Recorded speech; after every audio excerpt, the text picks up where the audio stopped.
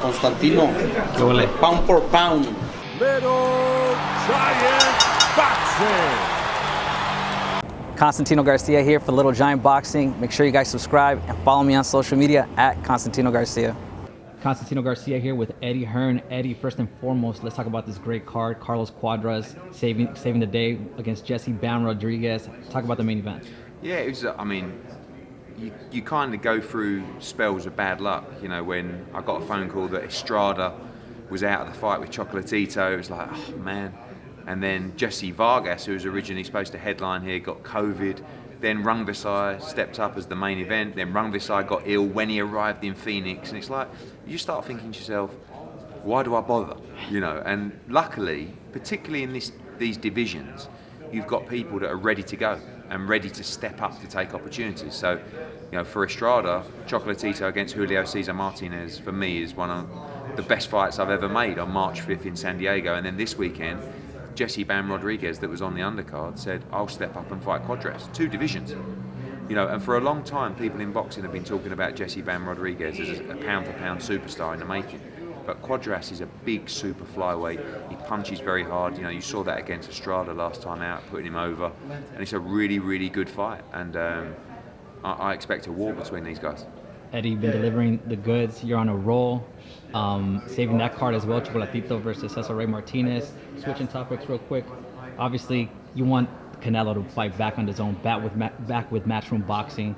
Triple G, Bivol, do you think he'll do that next? I think you know, Canelo and Eddy they love a challenge. So it really comes down to what fights they like. For me, now he's done that super middleweight, I would like to see him go up and fight the best at light heavyweight. Dmitry Bivol, who's already beaten Joe Smith, is a tremendous fighter, undefeated fighter.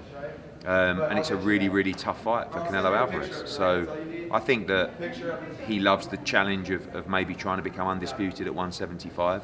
The Triple G fight is the biggest fight in boxing. You know, it's the trilogy for the undisputed super middleweight world championships.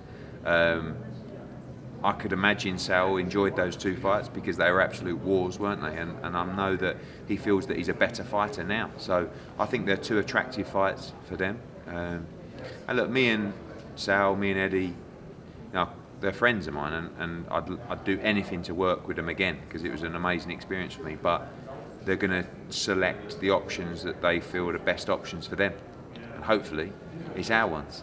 Triple G obviously turns 40 in April. Do you think people still fancy that fight, the trilogy fight? It's a huge fight. I mean, look, he will fight before that, and if he goes out and beats Murata, then you know the fight's huge. Triple G is a legend, pound for pound, great. And the first 2 fights were 2 of the best fights I've ever seen.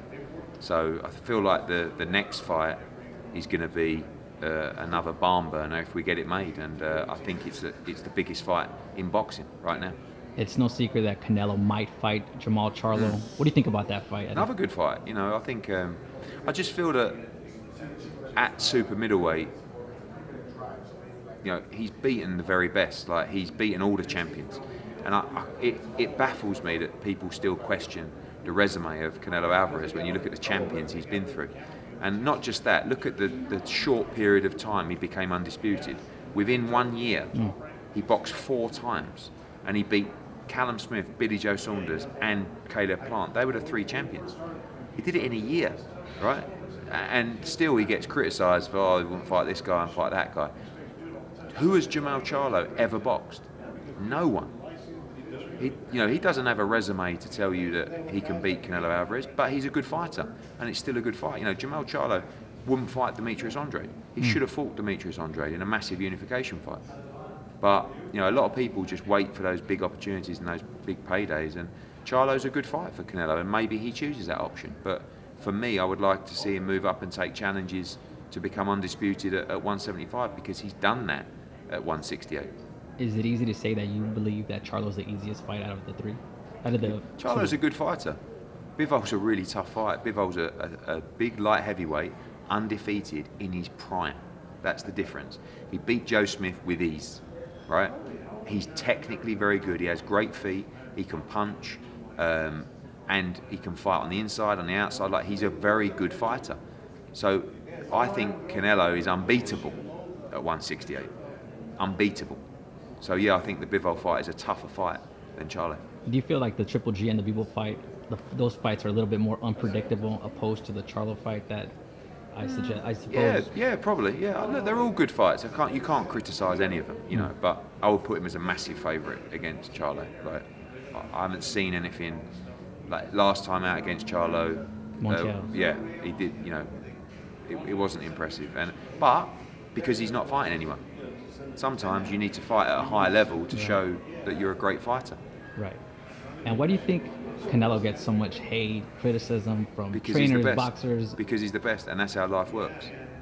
You know, unfortunately, we live in a world where when you're coming through, people are patting you on the back, go on, and then when you get to the top, you know, people will try and find a way to talk badly about you or negatively about you. Like, how can you talk negatively about the career of Canelo Alvarez? He's a great, you know, he's a pound for pound great. He's the pound for pound number one. When you look at from the back of the Triple G fights, you know, he's only had 2 fights that were easier fights: Rocky Fielding and Yildirim. Right? Rocky Fielding was his new deal with the zone. Yildirim was a mandatory that he had to fight.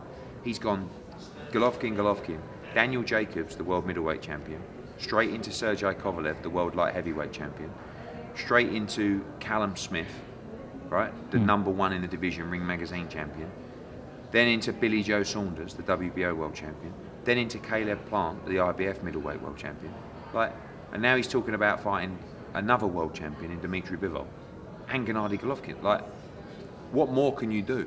Like, he talks about the better be a fight as a fight that he wants. That's like, you know, his and resume. Makabu too. Makabu, he'll fight anyone. Like, I talked to you know, I think he thinks he can beat Usyk. You know, he has so much belief in himself, and that's why he's so hard to beat, because of the belief he has in himself as a fighter and the belief that Eddy has.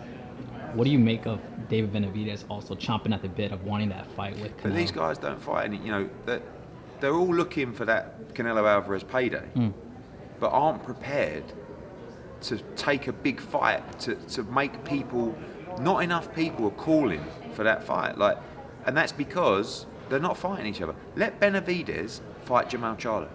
That's a tremendous fight. Benavidez wants that fight. Well, then they've got to talk to Charlo. I believe Benavidez wants that fight. I believe Benavidez wants everyone, and you know, but Canelo's like, it's the same problem with Dmitry Andrade. It's not Dmitry Andrade's fault that he hasn't been able to get a big fight. But at the same time, Canelo looks at Andrade and says, well, who have you beaten? You know, unless you've got something that he wants, like a belt in a division he's trying to become undisputed in, it's difficult. So I think that Canelo will look at Benavidez and Charlo and say, because what are they? They're voluntary defences. Yeah? Yeah. They're not fights against other champions. They're not unifications. They're not undisputed. They're not pound for pound great fighters. So what? And money's not his driver. You know? Right, legacy. Yeah. And dethroning champions. And obviously Benavidez, Boo Boo, Charlo, Makabu, Bivol, Kamaru Usman, Jake Paul, all these guys want to fight Canelo. Why do you think, besides the payday? Or do you think it's just a payday? Of course it is. Some want legacy to beat the best. You know, fighters like... Look, Dmitry Bivol, I know very well. He's not a fighter that's driven by money. He just wants his shot to prove that he's a pound-for-pound great. Because you beat Canelo Alvarez, you're a pound-for-pound great, and you go down in history. So it is a little bit of that legacy, but of course he's also the biggest payday in boxing. And speaking of 2 fighters that would love to fight Canelo, Benavidez versus Boo Boo, I've heard you say you love that fight, right? Yeah. I mean, we're talking to the WBO and the WBC. You know, it looks like Dmitry Andrade will move up and fight Zach Parker. He'll become interim champion, and the WBC have said they'll make Benavidez against Andrade to decide the mandatory for the championship. So that's a great route for us because it gives him a shot at Benavidez. If Benavidez will fight Andrade, then that is a fight that can definitely happen. And obviously that's a big fight, and whoever wins takes a lot of There you momentum. go. Yeah, of course. But then you start turning around saying, okay, that's a big fight now.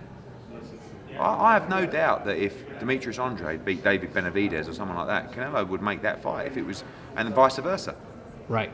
And switching topics now, Haney versus Kambosos. Any update on that? No, I mean, look, everybody wants the fight, so we're trying to find a way to make it happen.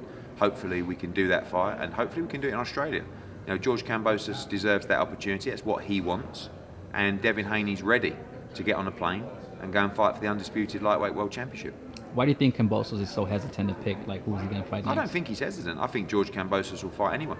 And I think it's between Lomachenko and Devin Haney. But Lomachenko can't bring the undisputed fight, and Devin Haney can. No disrespect to Lomachenko, but why wouldn't he fight Haney opposed to Lomachenko? Why would he fight? No, why would he fight Lomachenko opposed to Haney? Great question. I'm saying the same thing.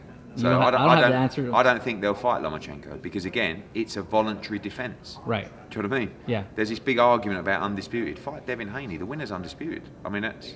And George has got a big set of balls. Oh, yeah. Like, he's not scared to fight anyone. So I think he wants to fight Haney, and hopefully we can make it happen. Any message to Teofimo, who unfortunately right now is going through a tough time? Yeah, look, I mean, Teofimo Lopez is a great kid. You know, kids can sometimes be disrespectful, but I don't mean that disrespectfully. He's a good person with a good heart, and you know, I think that sometimes life is tough. You know, you see it on the outside. You think the guy's living a life. Wow, he's beat Lomachenko. He's made this money. You know, but life doesn't work like that sometimes. And we hope that he's happy, and hope that he can find peace. And I hope to see him back in the ring because he's a tremendous fighter. Terence Crawford, he's a free agent. Have you been flirting with the idea of maybe signing him? There's a couple of conversations. It's just difficult because we don't have a lot of welterweights in our roster. Right. So, who can we deliver for Terence Crawford that's going to be a fight that's going to generate the kind of money that he wants and also generate the kind of legacy that he wants? And that's difficult for us to do, but tremendous fighter, and we'll see what happens. I love the honesty. And last but not least, Anthony Joshua, any update with him? And looks like May. Yeah, looks like May against Usyk. So we're working on that at the moment, and he's ready to go. I'm sure he'll announce his training team when he starts camp for that fight. But that's the fight that he wants, and we look forward to that fight this summer. And at last, I want to say you've been killing the fucking game with this card, Choco versus Ray Martinez, working with Joshua, obviously, potentially working with Canelo this or next year. I mean, you're on a roll. So yeah, congratulations. Listen, we love what we do. We love the sport, and we like working with good people. That's the key for me, because we've got a great business, and this sport can be arduous sometimes and a pain in the arse. But when you're working with great people who give you great energy, and that's my message to people, is surround yourself with people that give you good energy. Because when you become a little bit older, you start to realise how infectious that energy is. And it goes back to Canelo. It's the same with Anthony Joshua. Being around those people motivates you in life, not just in business. Right. And that's important because you talk about Teofimo and stuff like that. You need that good energy around you to lift you and to give you that encouragement to keep going in life. And say it ain't so. I heard you're going to retire at 50. Please say after the life. No, it's 8 years. It's a long time. I might be dead before then. You just don't know in not. life, do you? But what I said was, it was an interview where I said, look, Bob Arum is 90, right? Frank Warren is in his 70s. My dad's in his 70s. Like, I don't want to be sitting here talking to you at 90, having arguments with people. Right. He said this. Have you seen what he said on Twitter? Fuck that. Do you know what I mean? Like, I love the sport more than anything, but it's when you operate. I'm all or nothing, right? I don't sleep. I get up in the middle of the night to take Zooms and conference calls. I travel all around the world with no sleep. It ain't good for you. Do you know what I mean? But I love it, and it's everything to me. But at some point, after you've done everything, you have to turn around and you have to make a decision. I respect Bob Arum and those guys because he must have so much love for the game. But I watch their interviews and I think, what? You're so angry. Why would you, like, at that stage in your life, wouldn't it be better to, create, I want legacy, I want money, but get it, and then, just... Right off to the sunset? Yeah, there is a little bit of that, but maybe I'll get to 50 and go, fuck that, I ain't letting no one win. I ain't walking away from, that's probably more likely. But I've seen that everywhere today. Hearn retires at 50. I'm like, I just said it in an interview, but that's how I feel. It's 8 years. It's a long time. I always said to AJ and people like that I may go with him. I predict Canelo. But again, it's very motivating to work with young fighters, and I love to be part of their career, and their journey. So. Maybe not. We'll see. How does a promoter announce his retirement from boxing? That's what I want to know. I don't know. It was only a flippant comment, but the main reasoning behind the comment was I don't want to be like them. Right, and nobody in their deathbed says I wish I worked more. Yeah, true. All right, thank you, Eddie. Appreciate it. Cheers, mate. Thank you.